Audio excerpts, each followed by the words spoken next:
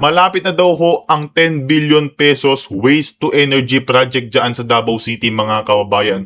At pinopost ho ito at project ho ito ni Mayor Baste Duterte at hindi si Marcos Jr. Ha? Baka mamaya na naman mag-press conference na naman ito si Auntie Claire at sabihin na ang worth 10 billion pesos na waste to energy project dyan sa Davao City sa kanila na naman. Kay Marcos Jr. lang naman. Diba? Kasi inaangkin ho nila ang people village housing project dyan sa Davao City na project naman talaga ni BP Sara. Mamaya ho mga kababayan, malalaman nyo ho kung kanino ba talaga project at kanino ba sino ba talaga ang nangaagaw dyan sa project ng People Village Housing Project dyan sa Davao City. Malalaman nyo po mamaya mga kababayan. Pero bago lahat, isang like at subscribe. Malaking tulong na ho yan sa ating channel sa mga gusto pong maging member ng ating community. Yung join button nandyan lang ho sa baba. Di ba? Waste to energy project. Kasi ho mga kababayan, meron ho sinabi itong si Bangag na iipunin niya daw ho lahat ng basura. Iipunin niya daw ho lahat ng basura para gawing kuryente. Diba? Kaya siguro iniipon niya yung basura dyan sa Metro Manila. Tama ba Metro Manila? Diba? Tsaka number 1 ho tayo, top 1 ho tayo sa pinakamaraming basura na bansa mga kababayan. Ba't hindi kaya gawin nating sige, waste to energy project, iipunin niya yung basura, gawin natin kurentehin natin siya. Joke lang, di ba? O kaya, mga kababayan, gawin natin siyang kuryente. Bakit? Basura naman siya eh. Tama, mali. Joke lang, di ba? Tama, mali, di ba? Pwede naman siya yung gawin natin kuryente. Total, sukang-suka na din naman yung mga Pilipino, yung mga kababayan natin Pilipino sa pangalang Marcos Jr. Di ba? Sukang-suka na mga kababayan natin Pilipino sa Marcos Jr. Kaya mga kababayan, yung lumalabas na hypothetical na survey na ang president, naglaban. Leni Robredo, tsaka Tulfo. Ang presidente si Leni, tapos ang vice president niya si Tulfo. Ang kalaban nila, Sara Duterte, for president, tapos Amy Marcos for vice president. Ngayon, mga kababayan, yung dalawang magkatandem, si BP Sara at itong si Senadora Amy Marcos, napakababa ng hypothetical survey. Bakit? Nakita yung Marcos na apelido eh. Tanggalin nyo kaya yung Marcos na apelido, palitan nyo ng Cayetano o kaya Marcoleta. Sigurado mga kababayan na napakataas ng hypothetical survey niyan. Pinklawan, wala yan. Diba? Si Leni Robredo at si Tulfo hindi tatagos. Kung si BP Sara Duterte at itong si Senador Rodante Marcoleta ang nagtandem, wala na, finish na. Hindi na kailangan magbotohan. Mapapagod lang kayo. Di ba? Kung matatalo siguro si BP Sara sa 2028, dinaya. Sigurado, dinaya. Tsaka binaya siguro ang Comelec, sigurado yun. Di ba? Kasi mga kabayan, nakikita naman natin yung trust rating nitong si BP Sara pagdating sa presidential election. Tapos ngayon sasabihin nyo, mas trustworthy itong si Leni Robredo tsaka itong si Tulfo. Tulfo mga kababayan. Anong gagawin niyan? 'Di ba? Mag-vlog ka na lang. Iba na lang gawin mo, wag ka na pumasok sa politika. Ka na lang, rapid Tulfo in action. 'Yun na lang. 'Di ba? Ang dami mo pwedeng gawin, pumapasok ka diyan. 'Di ba? Ang malinaw dito mga kababayan, itong Davao City's 10 billion, tama ba? Davao City's 10 billion pesos waste to energy project is soon to be reality. Project ho yan ni Mayor Baste Duterte. At hindi ho yan project, hindi ho yan project ni Marcos Jr.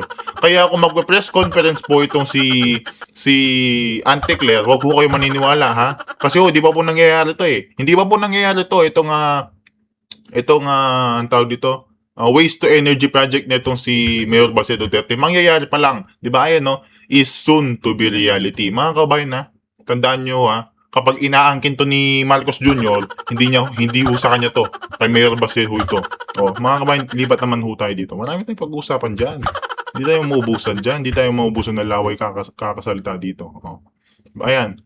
Ang context nito mga kabayan, sige, Duterte versus Marcos. Ang context nito, blame versus action. Duterte muna tayo mga kabayan. Duterte, clean the Manila Bay without blaming the people. Without blaming the people mga kabayan, without blaming ng walang sinisising tao. Tama? Narinig natin yan na walang sinisisi ang tao, linisin nyo ang Manila Bay kahit pa may COVID-19 pandemic. Anong ginawa? Nilinis ang Manila Bay, di ba? Doon clean the Manila Bay without blaming the people kahit may COVID-19 pandemic. Nilinis, malinis ang Manila Bay. Marcos naman tayo. Babasahin pa ba natin? Sigurado ako nabasa nyo na mga kababayan or napanood nyo na yung sinabi niya dito sa basura dito sa Metro Manila. Hindi po kakayanin ng gobyerno na magtrabaho ng hindi po kagayan ng gobyerno na magtrabaho pero ang ating mga kababayan ay pabaya ng pabaya. Dalawang beses, no? Magtrabaho, pabaya ng pabaya. Diba? Ba't hindi mo nalang linisin? Diba? Kailangan pang manisi ng ibang tao. Sige, sabihin natin, kasalanan ng mga tao kung bakit may basura dyan. Kasi hindi sila nagtatapon ng basura nila sa tamang tapunan. Diba? Kasalanan. Pero, presidente ka Diba? Presidente ka. Kailangan mo ng solusyonan yan, huwag ka nang manisi pa. Tama, mali. Comment nyo dyan sa baba mga kabayan kung tama yung mga pinagsasabi ko dito. Diba? Presidente ka, huwag ka nang manisi. Presidente ka nga inelect ka nga diba? Huwag ka nang manisi. Yung basura dyan, huwag mong ipunin, gagawin mong kuryente, baka kuryentehin kita. Diba? Mga kabayan, ibang-iba ang Marcos sa Duterte. Tandaan nyo yan, diba? Ang Duterte hindi nanisi. Siyempre, presidente itong si FPRRD, diba? Anong ginawa? Nilinis. Marcos. Tapos ito si Marcos, pabaya na pabaya, magtrabaho na magtrabaho. Hindi nyo kaya? Hindi nyo kaya trabahuhin yung basura na yan? Anong kaya nyo? Magpuslit ng pera sa kaban ng bayan? Tama, mali. Tama yun. Di ba? Sa maleta, kaya nyo, pero yung maglinis ng basura, hindi nyo kaya. Di bale. Sa 2028, lilinisin kayo lahat ni BP Sara. Sa 2028, lilinisin kayo lahat ni BP Sara. Maghintay kayo, Ito naman. Meron pa tayo dyan. Ito mga kabayan, nakakalungkot ito. Hindi mo na tayo magla-laugh effects dito kasi mga kabayan, nakakalungkot ito. Ito yung isa sa mga gusto pang tumakbo ng presidente. Yan, pwede tayo. Ito yung isa sa mga gustong tumakbo ng presidente. Pakita ko sa inyo. Diba? Nakakalungkot yan mga kababayan. Tumatawag yung isa nating kababayan na Pilipino ng 911. Wala daw hong dumating. 10 minutes na daw hong tumatawag. 10 minutes. Anong nangyari? Anong nangyari mga kababayan? Dito kaya Mr. Basti Askri. Basti Askri. Ngayon lang ho yan mga kababayan.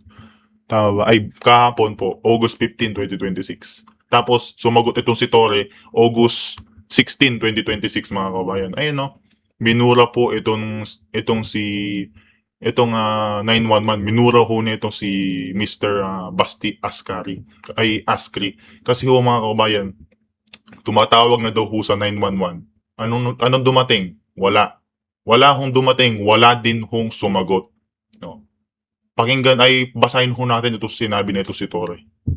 Mga kababayan, pero condolence po dito kay Kuya Mga kababayan, talagang iba ang kalakaran sa ating Pilipinas. Basahin natin to. Basahin natin to gusto nyong magpresidente. Ito si General Nicolas Torre III. Mabilis po talaga rumisponde ang 911. 5 minuto pa lang daw ho, mabilis na silang rumisponde. Pero 10 minutes na hong tumatawag itong si kababayan nating Basti. Wala pa rin hong sumasagot. Walang sumasagot, walang dumadating. Dumadating kami agad. 5 minuto pa lang, dumadating na kami agad. Alam po yan ng taong bayan. Alam ng taong bayan, oo. Sige, sabihin natin, 5 minuto pa lang, dumadating kayo. 5 minuto pa lang, pag scripted. May paganon-ganon pa yung pinapalabas nyo. Tatawag, tas gumaganon-ganon sa CCTV. Ano yun? Baka nga hindi CCTV yun eh. Camera. Di ba? Oo, mabilis kayo. 5 minuto pa lang, andyan na kayo. Oh, sige. Paano kung ako nasa Manila, di ba? Yung ambulansya nasa Quezon. Ay, hindi. Hindi pwede yun. Hindi pwede yun. Hindi pwede yun. Hindi pwede yun. Siguro nga, katabi ko yung ospital. Sigurado 2 minutes pa lang andyan na kayo. Pero mga kababayan, iba eh, 'di ba? Iba. Tsaka lalo na ngayon, 'di ba? Baha. Baha yung mga daan. 5 minuto pa lang hindi yan accurate. 'Di ba? Yung 5 minuto na yan, ha? Yung 5 minuto na yan, mabilis ho yan kapag scripted. Paano scripted? Siyempre, alam na ang gagawin ng mga tao nito si Nicolas Torre. Nakamukha ni Diwata Pares. Di ba? Alam na agad. Scripted eh, 5 minutes pa lang, andyan na daw sila. Pag scripted. Pero kapag totoong buhay na, pag totoong buhay na ang sinasalba, pag totoong buhay na pinag-uusapan, 10 minutes pa lang, wala nang sumasagot. Wala pang sumasagot sa 911. 10 minutes na lumipas, wala pa rin sumasagot sa 911. 10 minutes na nakalipas o baka isang oras na, wala pa rin dumarating ng 911. Di ba? Tapos sasabihin nito si Nicolas Torre, 5 minuto pa lang dadating na kami. 5 minuto, sige. Pag scripted. Ha? Mga kaubayan, nakakaawa ang Pilipinas kapag ganyan ng sistema. Di ba? Tama, mali. Kaya, hindi natin kailangan yung flood control. Ang kailangan natin maayos na sistema. Di ba? Tama, mali. Maayos na sistema. Kasi, isipin mo, nabahaan, bibigyan mo stop toys. Para sa bata lang yun. Tsaka makakain ba yun? Kung ipakain ko kaya sa iyo yun. Joke lang. Medyo na-high blood si PH News to, ha? Tumataas yung high blood. Tumataas na, high blood pa, no? Mga kabayan, dito naman po tayo kaya Attorney Sal Panelo. Nanggit po ni dating DPWH Secretary Manuel Bonoan na nabuo daw itong tinatawag na Senate Leadership Fund matapos daw maalarma si Pangulong Ferdinand Marcos Jr. sa malalaking budget insertion sa DPWH. Aniya, layunin daw nung isama sa panukalang budget itong mga priority project ng mga senador upang maiwasan yung pagbabawas o pag-amyenda sa pondo ng DPWH. Noong 2023, Attorney Sal, sinabi ni Bunoan na halos 88% o 62.77 billion pesos ng pondo para sa foreign assisted projects ang nabawasan at ang mga ito kasama nga ng ibang dagdag na alokasyon ay naging bahagi ng libo-libong inserted projects. Gayunman, aminado pa rin si Bunoan na hindi naging matagumpay itong sistema dahil nga nagpapatuloy pa rin yung mga budget insertions nung 2024 at nung 2025. At batay sa affidavit niya, umabot sa 13.29 billion pesos yung Senate Leadership Fund noong 2024 at humigit kumulang 21 billion pesos noong 2025. At may minimum na 500 million umano para sa bawat senador habang hindi bababa sa 1 bilyon ang para sa Senate President at mga pangunahing committee chairperson. Sa kabila ng layunin nga maiwasan yung insertions, lumalaki pa rin daw yung mga dagdag sa proyekto ng budget. Pero ang nakapagtataka nito, Attorney Sal, sa panig naman po ng Malacanang, sinabi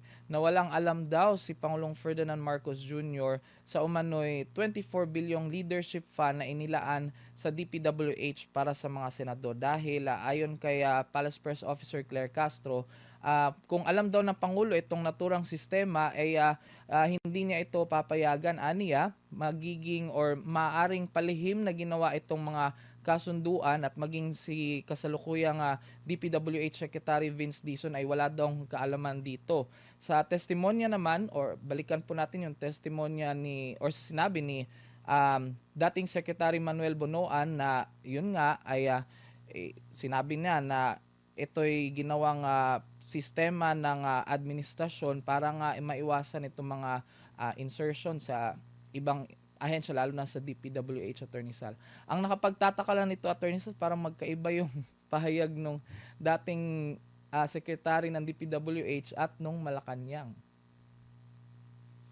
Ano pong reaction ninyo dito, Attorney? Unang-una, ang presidente, hindi ko pwedeng hindi alam lahat siya. Sa kanya nagsisimula yung budget. Number two, siya ay may veto power. Kung makalusot sa kanya, ibinabalik naman sa kanya yan.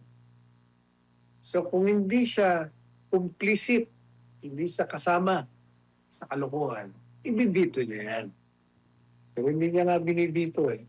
Number three, alam mo mga presidente, kahit na sinong opisyal, pag merong pumuputok, nandun ka agad ang tanggi. Siyempre tatanggi, ano aminin. Kaya nga sinasabi natin, para matapos ng lahat yan, abolish mo na ang Kongreso. Abolish ng Kongreso. Either you abolish Congress or you cut the access to members of Congress ng pera ng bayan. Or, karoon ka lang isang matinong presidente na pag pinakairaman ng Kongreso, dito ka agad. Ganun na. Actually, simple lang ang problema ng ang nagiging problema talaga. Ang nailalagay, nailuluklok natin ay mga tiwali. At gaya ng sinabi ko sa Zambales kahapon, alam po ninyo, ako'y nasa Zambales kahapon. Balikan. Dahil 31 barangay kapitan ang aking nakapulong. Ang problema doon, napakalaki. Nandun yung problema sa dike, bumaha ang butulan ng 2 araw. Naroon yung mga barangay officials, yan daw Magna Carta para sa mga barangay officials, hindi, hanggang ngayon, hindi na isusunod. Maliliit ang sahod ng mga barangay tanod. Dami-daming problema. Pero nagtataka sila, bakit hindi naaasikasin? Matagal na yan.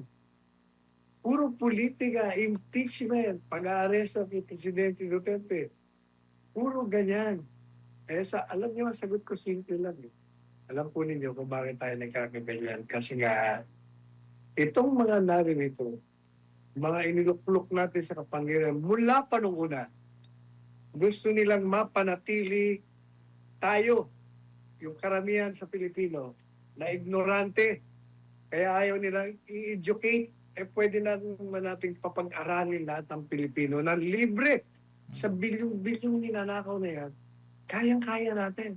Pero siyempre, ayaw nyo ngayon. Kasi, pag edukado ang elektorado mo, wala. Hindi lalabas yung mga walang yung mga yan. Hindi sila madaling makuto, mabuladas, mabili, matakot ng mga ito. Kaya sa akin, edukasyon talaga. Kaya kung sino man na maging presidente, si Inday Sara man, o kung sino pa man, yan ang unang gawin ng isang presidente. Yung budget mong 7 trillion, kunin mo kahit 1/3. 1/3. Ilagay mo sa edukasyon. Ang 1/3 ilagay mo sa medisina, libre hospital. Palagay ko magandang umpisa yan sa pagpapago ng ating lipunan. Ayan, maraming salamat po, Attorney Sal. Samantala, sa iba pang issue, Attorney Sal, pero talking pa rin about dating DPWH Secretary Bonoan, tumanggi nang sumagot si dating Public Works Secretary Manuel Bonoan at iginiit yung kanyang karapatan sa self-incrimination sa isang bahagi ng cross-examination ng kampo ng depensa. Kaugnay nga itong mga aligasyon ng flood control projects. Particular siyang tinanong kung tumanggap ba siya ng kickback sa mga proyekto ng DPWH. Alamin natin sa ulat ni Margot Gonzales. Kahit akusado sa hiwalay na mga kasong plunder at graft case si dating DPWH Secretary Manuel Bonoan, iniharap pa rin ito ng prosecution sa Sandigan Bayan 3rd Division bilang testigo sa kasong malversation laban kay dating Senador Bong Revilla Jr. kaugnay ng umano'y maanumalyang proyekto sa Pandi, Bulacan. Una nang ibinasura ng Sandigan Bayan 2nd Division ng motion ng prosecution na matanggal sa graft case si Bonoan upang gawing testigo ng gobyerno. Nagkabinbin naman ang kaparehong motion sa 5th Division kung saan nahaharap ang dating kalihim sa hiwalay na mga kaso. Sa pagtatanong ng kampo ni Revilla, hiningan si Bonoan ng kumpirmasyon ukol sa pagtanggi nito sa akusasyon ni dating DPWH Undersecretary Roberto Bernardo na nakatanggap siya ng kickback. Tinutulan ito ng prosecution dahil sa kawalan ng relevance, ngunit iginit ang depensa na sinusubukan lamang nitong sukatin ang kredibilidad ng dating kalihim. Idinagdag ng prosecution na maaring gamitin ng testigo ang kanyang karapatan laban sa self-incrimination. Sinabi naman ni Sandigan Bayan 3rd Division Chairperson Associate Justice Carl Miranda na dapat sa testigo mismo manggaling ang naturang sagot na sinunod naman ni Bunoan. Ang right against self-incrimination ay isang karapatan sa ilalim ng saligang batas kung saan hindi pwedeng pilitin ng isang tao na magpatotoo laban sa kanyang sarili. Muling nagtanong ang abogado kung sumasang-ayon si Bunoan sa aligasyon ni Bernardo na nakatanggap ito ng kickback. Ngunit muling iginiit ang dating kalihim ang kanyang karapatan. Nanatiling nakaditin si Bunoan sa PNP General Hospital. Siya ang isa sa mga huling testigo na iprenesenta ng prosecution laban kay Revilla. Sa darating na Setyembre 1 naman magsisimula ang kampo ng depensa sa presentasyon ng kanilang mga testigo. Samantala, humiling naman ng hospital arrest ang isa sa mga kapwa-akusado ni dating Congressman Saldico na si Juliet Calvo sa kasong malversation sa Sandigan Bayan 6th Division. Si Calvo ay dating Maintenance Division Chief ng DPWH Mimaropa. Ayon sa kanyang abogado, na-stroke ang kanyang kliyente noong August 5 at kasalukuyan ng paralisado. Hindi naman tumutol ang prosekusyon sa naturang motion. Para sa Diyos at Pilipinas kumahal, Margaret Gonzalez, SMNI News. Ayun po, Attorney Sal. Sa tingin niyo po, Attorney Sal, doon po sa sagot or naging tugon ni dating DPWH Secretary Bunoan, tama lang po ba na nagsabi siya ng karapatan niya against self-incrimination? Hindi ba pwedeng magsabi na lang siya na or tanggihan na lang niya yung mga allegation against him receiving kickbacks po? Simple lang yan. Kaya yan tumatanggi. Hindi niya masabi, tumanggap ka ba? Hindi. Pag sinabi niya, hindi, baka ang prosecution, may ebidensya na tumanggap siya. Huli na. Pag sinabi niya naman na oo, edi lalong convicted na. May pag-amin na. Kaya talagang inilagay niya na lang ng ini-invoke niya yung kanya karapatan na maging tahimik. Kaya mo na yung prosecution. Proba. Pero wala naman maniniwala hindi siya tumanggap. Lalong-lalo pa. Alam niya ang nangyari at siya mismo nagsasabi kung sino ang mga tumanggap at sino ang mga nakinabang. Walang maniniwala na hindi ka kasama to. Ang tao, ganyan. Ayan po. Alright mga kabayan, dito naman po tayo. Lipat naman po tayo dito sa sinasabi natin na kanino ba talaga ang tawag dito, yung People Village housing project dyan sa Davao City. Kanino nga ba talaga? Alamin hunat niya. Dito kaya konsehal ng Davao City, konsehal Tech Ocampo. Wait lang. Konsehal, sa inyo G. pong pagkakaalam, kasi matagal na rin kayo dyan, Yeah. naging batikang Konsehal ho yan sa Davao City ha. Hindi ho sa Ilocos Norte.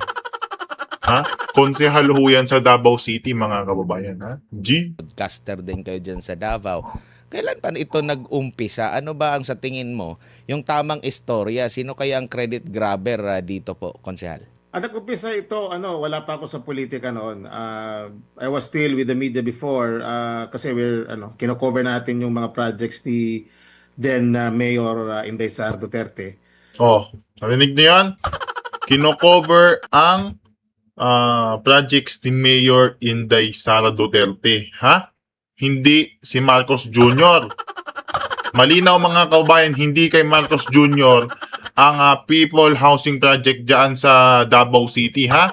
Kaya wag ho kayo maniwala dito kay Auntie Claire. Sa akin ho kayo maniwala. Joke lang, di ba?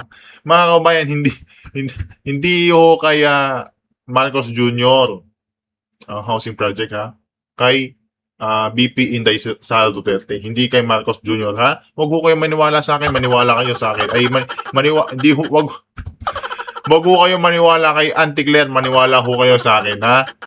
Kay BP Sara ho, project yung People Housing Project dyan sa Davao City. Hindi ho kay Bangag, ha? Namimili kasi ng nag-a-acquire ng lupa ang city noon para matugunan yung problema ng pabahay sa Davao City. Ito yung mga tinatawag na local shelter plan ng syudad. Now, when I was councilor, nagkaroon ng groundbreaking ceremony last October 2022. nandun ako. I was invited among the elected officials that were invited during the groundbreaking. That was October 20, 2022. Barely 4 months after na naging Vice President si Inday Sara Duterte at naging Pangulong itong si Marcos. So, nagtataka ako kung paano si Marcos mismo ang nag-umpisa ng naturang Oh, proyekto di na ba? matagal na po yang naumpisahan noon pang 27, basta panahon yun ni Mayor Inday Sara Duterte. Oh, narinig niyo yun? Hindi pa presidente itong si Bangag. Hindi pa presidente na ito si Bangag, mga sabi niya ni Consejal Tek Ocampo, mga 2016 or 2017. Nung nanunungkulang bilang mayor ng Davao City itong si Bibi Sara, mga kababayan. Nag-umpisa na itong people housing project dyan sa Davao City. Kaya yung sinasabi ni Auntie Claire na inaangkin ng mga mapagpanggap na contractors, hindi ho totoo yun. Diba? Isa sa mga fake news, isa sa mga sinungaling yang si Auntie Claire, mga kababayan. Kaya wag ho kayong maniwala dyan. Ha? Kung sinasabi niya na kakasuhan yung mga fake news, kasuhan niya yung sarili niya. Kasuhan niya yung sarili niya kasi ho fake news siya. Ayan no, nagsabi, konsehal sa Davao City. Hindi pa daw ho presidente itong si Marcos Jr. na simulan na yung project na yan. Yung project na pabahay na yan. Yan na Peopleville's Homeowners Association. Diba? Hindi pa po presidente si Bangag, nag-umpisa na ho yan sa termino nito si Vice President Sara Duterte bilang mayor ng Davao City. Kaya isa sa mga fake news yan si Auntie Claire, kaya wag ho kayo magpaniwala dyan. Diba? Ang ginagawa lang ho yan ni Auntie Claire, hinuhubog niya yung isip ng mga tiga Davao City para iboto itong nasa ilalim ng Marcos administration sa 2028. Mga kabayan, wag po kayong maniwala dyan sa fake news na yan at sinungaling na yan.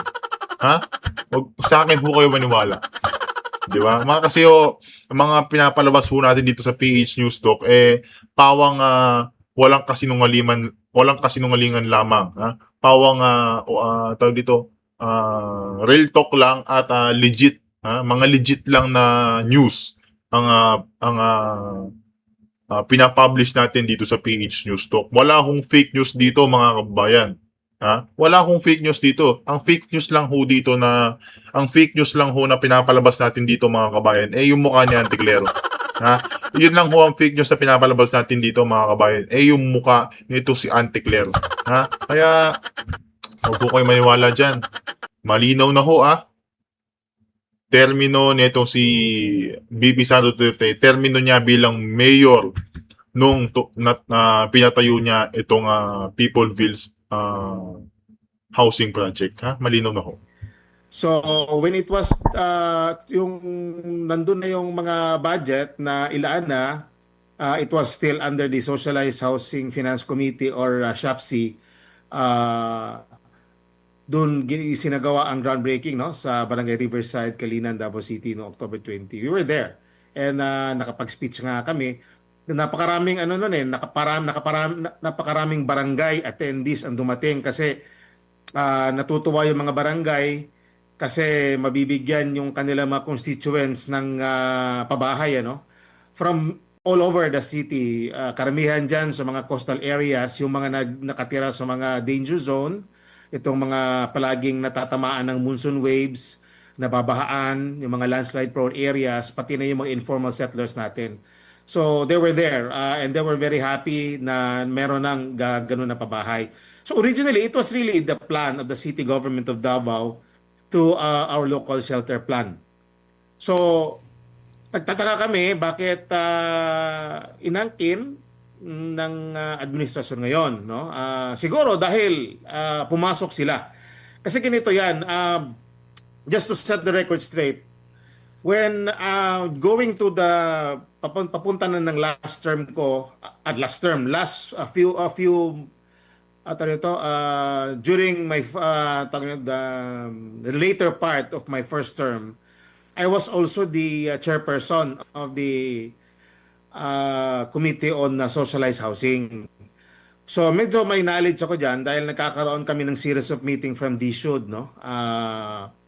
From Department of Human Settlements, no? Nagkakaroon si ano pa, yung dating regional director nila si Attorney Palmahil, no? Nagkakaroon kami ng mga engagement yan because gusto nila na maki-partner ang city, no? Parang pipirma ata, gusto nilang pumirma na memorandum of agreement si Mayor Baste for the 4PH program ni Marcos, which hindi namin sinang-ayunan. Kasi sabi namin, project namin yan at kailangan naming tapusin. Pero lumalabas na pinipilit nila na gusto nilang ipasok yung 4PH. So, there were series of meetings, no? Dun sa nangyari. And one of that meeting, napag-usapan namin yung tinatawag na escrow funds. Ito escrow funds kasi, ito yung share ng developer. Every developer na magtatayo ng mga subdivision sa Davao, lalo na kung mga high-end, meron silang dapat mga 15, 5%, no? 15 and 5%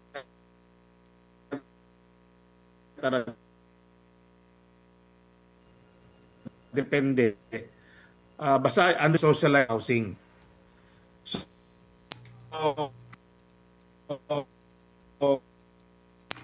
Yes po. Okay, ayusin lang natin yung linya ng komunikasyon natin ni Councilor Tek Ocampo ha. Kasi dapat medyo yun. pumapangit yung signal. Narinig niyo pa.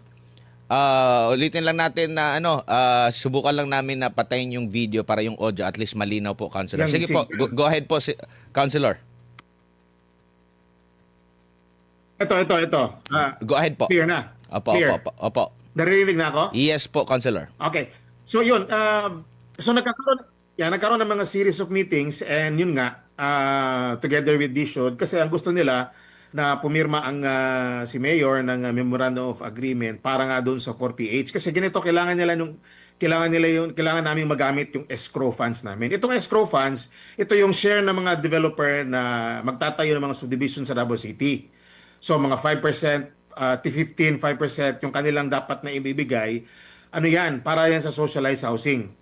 Kung hindi man sila gagawa ng socialized housing para sa mga informal settler natin o mga less fortunate natin, magbibigay sila ng pera, magdideposito sila ng pera. Ang hahawak ng pera, itong DSUD, Department of Human Settlements, no? Nasa kanila yon. Ang gagawin lang supposedly ng city, pag meron kaming project, may project ang city government na makita and then maaprubahan natin. So, hihingi namin, kukunin namin yung pundo na yon from DSUD para ma-utilize namin yun to implement our own project. Yun yun ang essence noon, yung escrow funds. By way of a resolution sa council, through the housing committee, socialized housing committee, by way of a resolution, pwede namin gamitin sana yung pondo para matapos namin yung naumpisahan. Alam mo yung nag-groundbreaking nga nung October 20, 2022. Kasi marami na naitayo na. Marami na ang buildings na naitayo ng escrow funds doon sa 4PH project ni PBBM. Hindi kami pumayag kasi una-una kami nag-umpisa at project po namin yon. So kailangan naming gamitin yung natitirang pera Tama. na nandun sa escrow funds para mapatuloy yon. Talagang mang-aagaw na, sinungaling pa, di ba? Mga agaw, sinungaling, fake news, di ba? Manghuhubog ng mga mamamayan para iboto ang nasa ilan ng Marcos administration. Lahat na. Nandyan sa utak ni Auntie Claire tsaka ni Marcos Jr. Di ba? Inaagaw nila itong Peoplevilles sa Davao City na pagmamayari naman talaga ng administrasyon Duterte. Di ba? Nung nanunungkulang bilang mayor itong si BP Sara. Di ba? Sa kanilang proyekto ito, mga kababayan, hindi sa Marcos. Ha? Pero hindi nila parang ayaw nila, so they took over. Parang tingin Ang ko daming talagang pinipilit nila eh. yung 4PH. Kaya ginawa nila yon. Yung full Opo. Pero PH kung daw ho. tatanungin nyo kami, sino nag-umpisa, klaro naman masyado na ang syudad nag-umpisa 2017, more or less, no? 2017, 2018, nag-start yung project na yan at nagkaroon lang ng groundbreaking, nagkaroon ng funding noong October 20, 2022. 4 months after nanalo bilang Vice Presidente si Inday Sara Duterte at Pangulong itong si Marcos. So that is the real story. So they can show all the documents that of course they can provide all the necessary documents and all the permits that they can show to the people, but it does not erase the fact that Davao City started it all. Opo, kung 2022 at 4 na buwan after niyang manalo, so hindi tumutugma itong sinasabi ni Undersecretary Castro, quote and quote, ang proyektong ito ay pinagplanuhan, trinabaho ng kasalukuyang administrasyon ni Pangulong Marcos Jr. Kasi kung iisipin mo, 4 months lang, ang bilis naman nakapag-isip ni PBBM para magtayo nga dito, and maraming mga social media post na nakamask pa nga ang yung sa pag-inaugurate, even before pa nanguna si Mayor Baste, panahon ni VP Sara. So medyo hindi tumutugma, Councilor. Post-pandemic yun eh. That was post-pandemic. After a few months. Lahat pa nga kami nag-face mask noon kasi meron pa rin yung threat sa pandemic at that time. So we were there. Nagpagsalita ako and I was congratulating the city, si Vice President Sara Duterte, Mayor Baste for this success, no? Kaya nagkaroon na talaga ng groundbreaking, no, dun sa Barangay Riverside sa Kalinan. So yun nga, after a few years, yung nakapagtayo na tayo ng mga ilang buildings, doon nagumpisa na yung construction, and then here comes the DSUD wanting to take over. Yung lupa Yun po, ang, Councilor, kanino pong lupa yon? sa city ata, if I'm not mistaken, sa city, ang nag-procure nun. Syudad ng Davao yun. Oo, kasi meron din akong nakitang social media post na parang time-lapse ng area mismo mula pa noon hanggang sa nahawan, na vacate yung para pagtayuan yung ng mga gusali po, Councilor. Yes. As a matter of fact, bago pumunta si PBBM doon, binisita yan ng chairperson. Ako pa rin ang vice chair ngayon ng socialized housing. To set the record straight. Ako ang vice chair ng socialized housing. Ang chairperson ngayon si Councilor Diosdado Mahipos Jr. As a matter of fact, binisita niya yan. Around a little more than a month ago, he went there and asked, kinausap yung mga tao doon kung kumusta sila. Kasi mukhang kukunti pa lang ang takers. Kasi medyo nag-a-adjust pa yung mga taga Davao when it comes to condominium type of building. But then again, in due time, baka magustuhan din nilang lumipat doon. Actually, maganda ang plano kasi ang totoo naman talaga na importante yung pabahay sa ating mga kababayan. Kaya nga, naiisip na yan ni then Mayor Sara Duterte noon na ipatupad yung ganyang klaseng proyekto. Kasi nga, sa dami ng housing, bahay na kailangan sa ating mga kababayan sa Davao, baka magkulang ang lupa, no? Kasi may dalawa kasing component niyan. Yung tawag nito, yung Peoplesville, merong condo type, merong ding detached. Alam mo yung detached, yung parang bungalow. Ayun. So, yun ang plano ng city kasi may mga tao nga, may mga kababayan tayo na ayaw tumira sa building, may takot ba, o agam-agam, yung iba hindi sanay. Alam mo naman tayo, mga Pilipino, mahilig tayo mag-improve, mag-expand ng bahay, so parang gano'n. May mga gustong detached. So, ang original plan yan, may mga detached housing yan, supposedly. May parang mga subdivision type. Pero talagang pinipilit ni PBBM yung kanyang 4PH dyan. Kaya yung nangyari. Opo. Meron ding parang more or less parang inaagaw nila yung project. Opo, meron ding mga ulat akong napanood na way back 2017 pa nga meron na nagki-claim na nag-umpisa ng pag-process at hindi nga niya inakala na magkakaroon ng may isa sa katuparan 2017 na Yes. ba yun Kasi- na? Opo. Kasi ang Davao City Housing, nung bago pa yan na iplano, kailangan natin malaman kung gaano kadami yung mga gustong magkaroon ng pabahay. Kaya ang ginawa ng ating City Housing at that time, I was still with the media before, nag-iikot-ikot na yan sila, parang nag-iinventaryo na yan sila ng mga would-be beneficiaries ng ating project. So kaya, during that time, meron ng mga tao na naka-line up na supposedly magiging beneficiary ng pabahay na yan. So matagal na yan pinano. Kasi hindi ka naman basta magtatayo lang ng project, hindi mo alam kung gaano karami ang kailangan mong pabahay. Kung sabihin natin, ang pabahay natin is ang nangangailangan ng bahay, sabihin natin 3,000. Tapos gagawa ka lang ng pabahay na 2,000, susort ka ng 1,000. So, mayroong mga ganon na kailangan natin maabot yung parang maximum, no? Hindi naman lahat kayang bigyan, pero at least alam na natin what are the targets. Alam na natin anong number ng mga units na kailangan natin gawin. Kaya yun ang ginawa ng Davao City Housing natin noon. Kaya hindi pa na itatayo yung mga gusali, meron ng mga would-be beneficiaries doon na mag-a-apply para sa housing na yan. Opo. Maaari din bang inline din ito dahil sa alam naman natin yung naging problema sa baha dyan po sa Davao City, medyo hindi na pagbigyan yung master plan, no, nitong mga nakalipas na taon. Kabilang din po ba yan sa parang parte na hakbang ng ating city government para mailayo yung mga kababayan nating nasa flood prone na area, Councilor? Yes, totoo yan. Kaya yung karamihan dyan nga, ang target talaga na magkaroon ng pabahay, unang-una, yung nasa mga danger zone. Lalo na yung mga sa coastal areas, coastal barangays, yung parating natatamaan ng monsoon waves.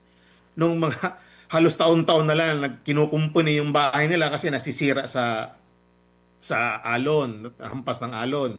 Yung nasa mga tabing ilog, ng mga binabaha, bawal naman talaga ginagawa ng paraan ng syudad na mailipat sila, no, at yung ding sa mga landslide prone areas.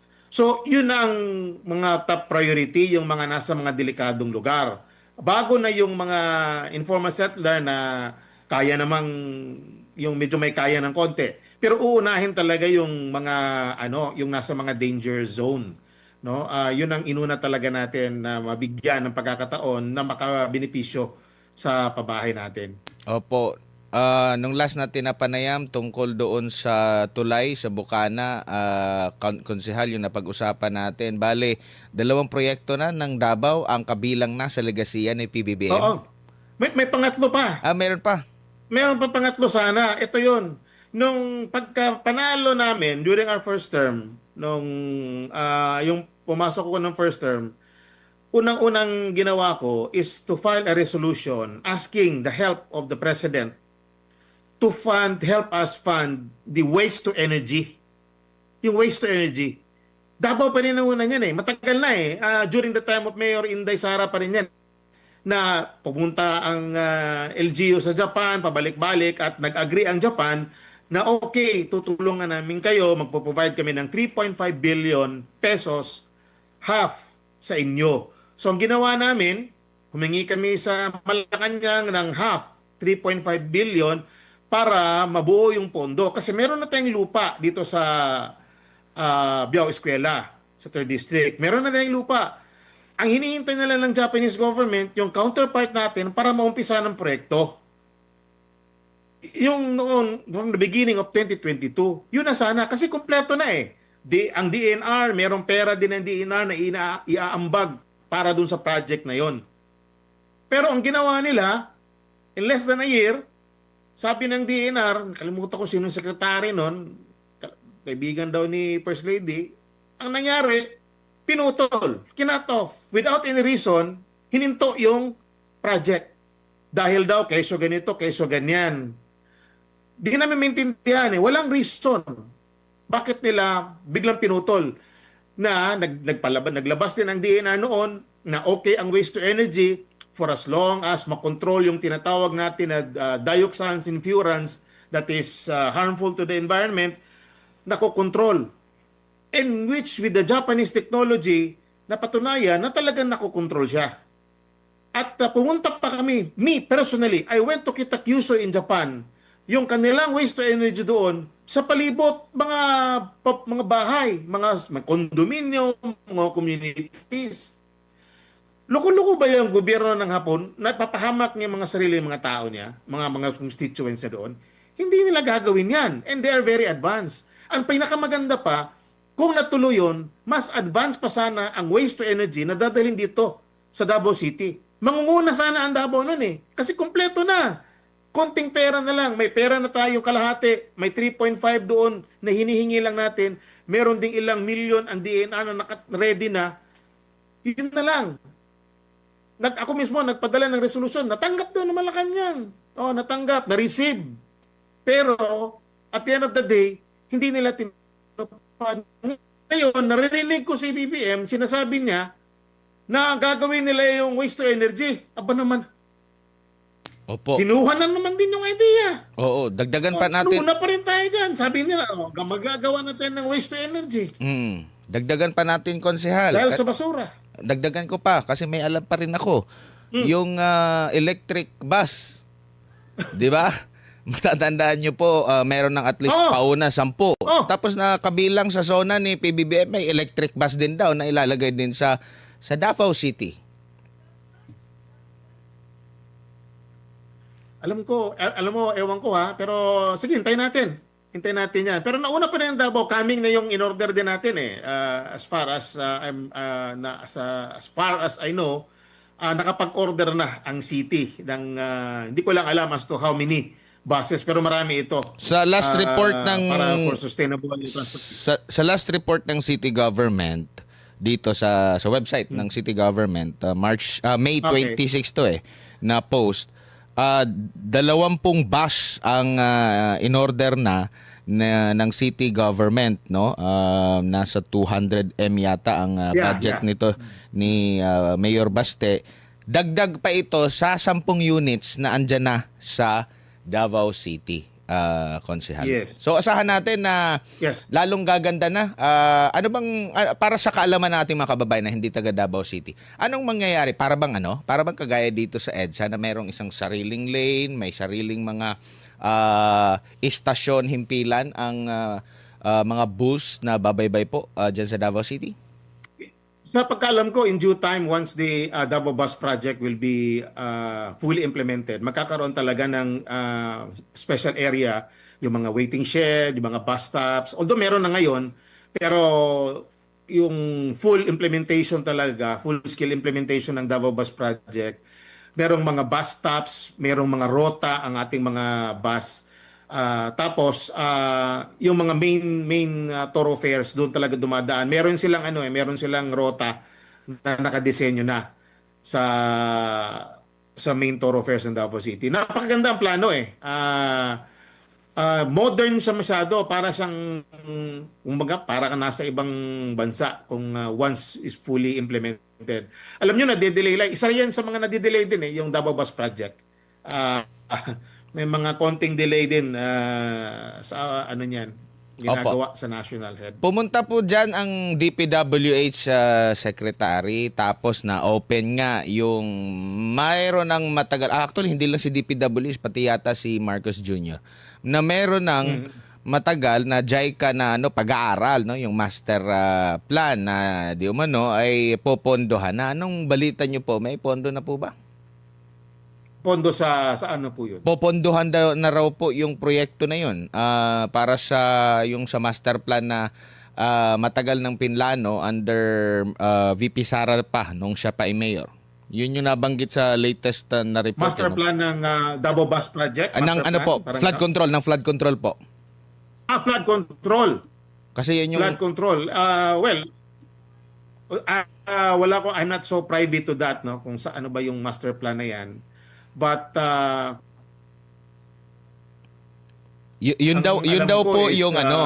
Kasi wala nung naman tayong problema sa ating flood control. Opo, nung pagbisita kasi ni DPWH Secretary at ni PBBM, kabilang yan sa ano, kabilang yan sa Mm. na pag-usapan na meron ng matagal ng ano, meron na pero hindi pinupondohan. Yun yung nabanggit na which is Yeah. matagal na nating naririnig talaga yan, no, na hindi napupundohan kasi nga hindi wala nang unit team.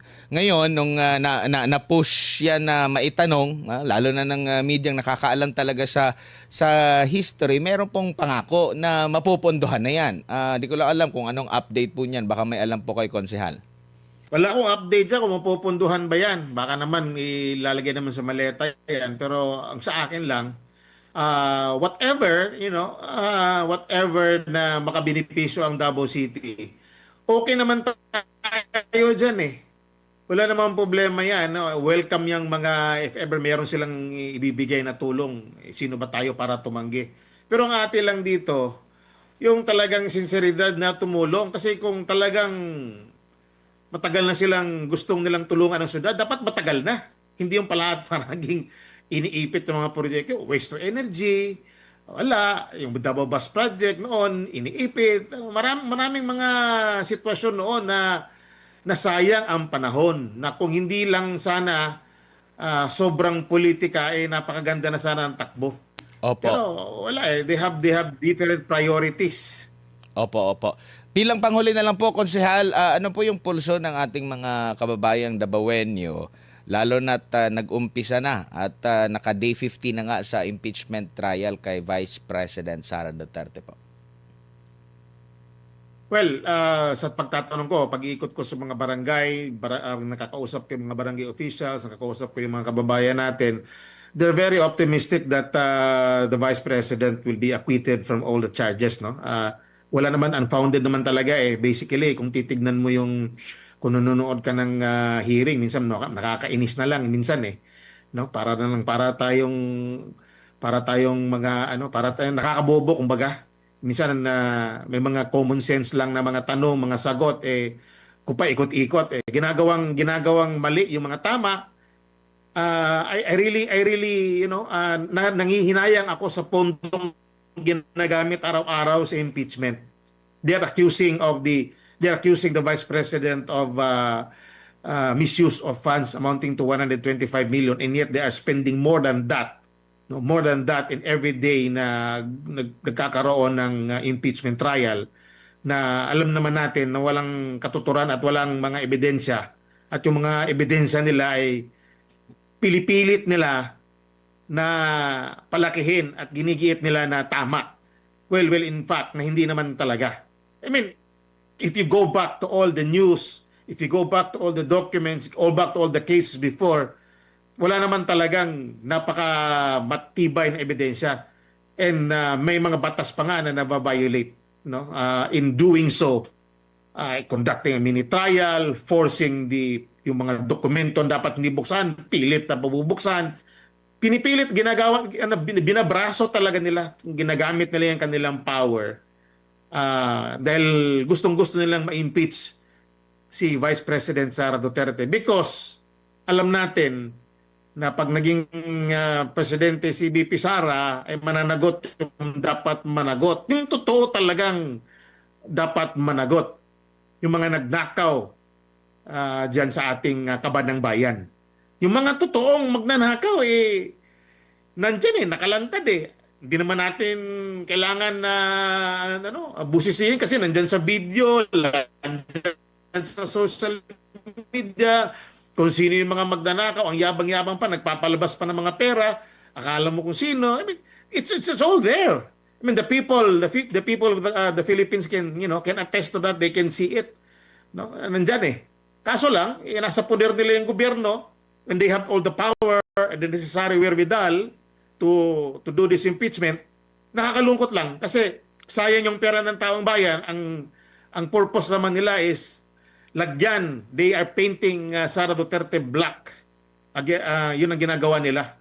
No? Pilit nilang sinisiraan talaga si Sara na kahit anong gawin nila, Hindi naman nagsisinungaling, records don't lie and surveys don't lie. Patuloy pa rin na tumataas ang trust rating ng ating pangalawang Pangulo despite sa kanilang panggigipit, paninira at pag kung ano-anong kaso. Meron pa daw warrant of arrest daw, sabi ng NBI na baka daw lumabas. Kung ano-ano na lang, lahat na lang hinuhuli. Lahat na lang gagawa sila ng paraan para lang mapursigi yung kanilang gusto.